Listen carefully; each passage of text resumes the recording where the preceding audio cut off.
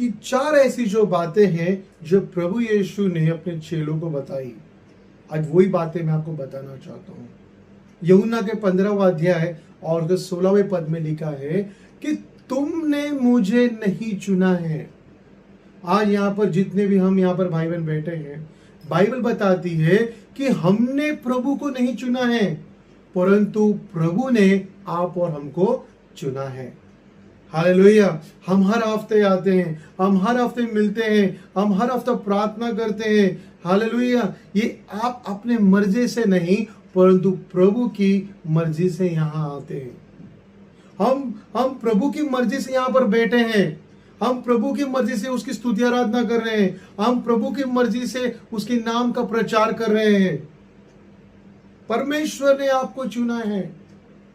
भले आपका परिस्थिति कैसा क्यों ना होने दो, भले आप एक छोटे घर में क्यों ना रह रहे हो, भले आपको एक छोटा पगार क्यों ना हो, भले भी आपको इस दुनिया में कोई मान सम्मान नहीं हो, लेकिन बाइबल बताती है कि परमेश्वर ने आप और हमको चुना है।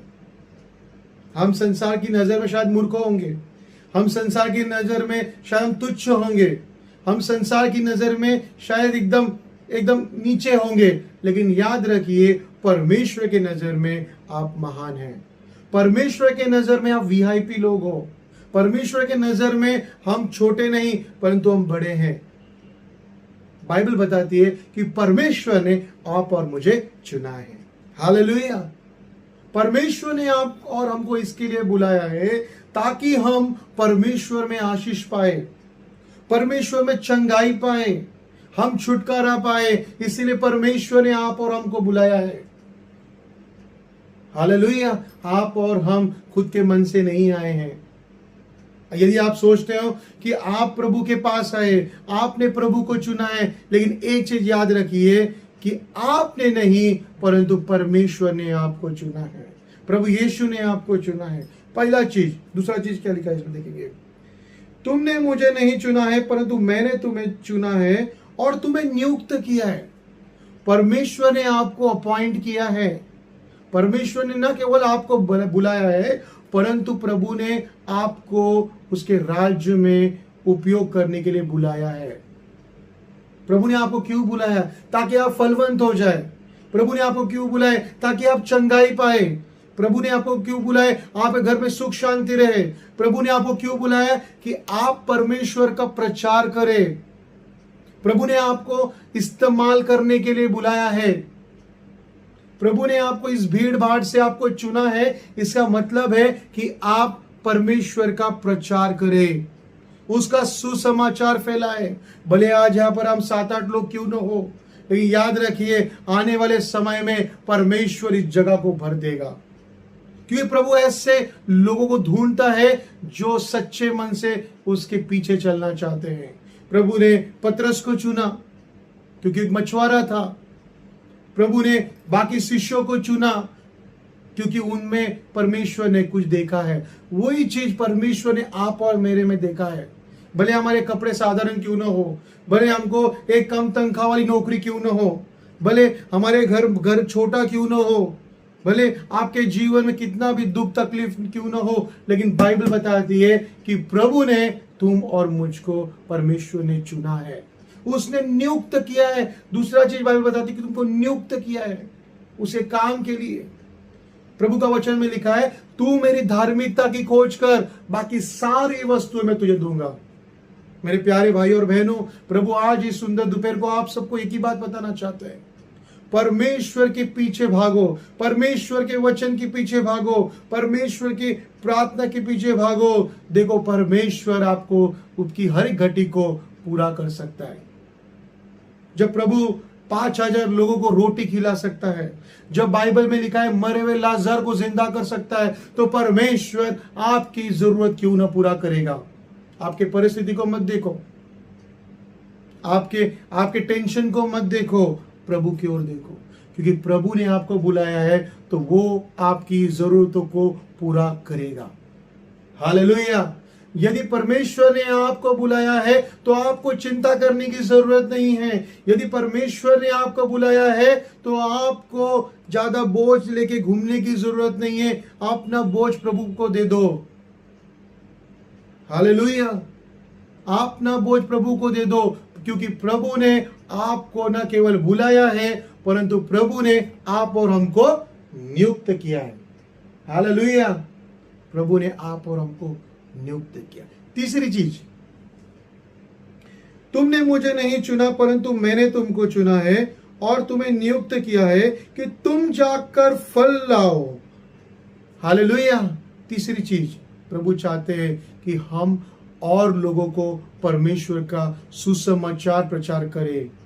और जो लोग प्रभु को नहीं जानते, जो दुख में है, जो तकलीफ में है, जो परेशानी में है, जो बीमारी में है, हम उन तक प्रभु का वचन पहुंचाए।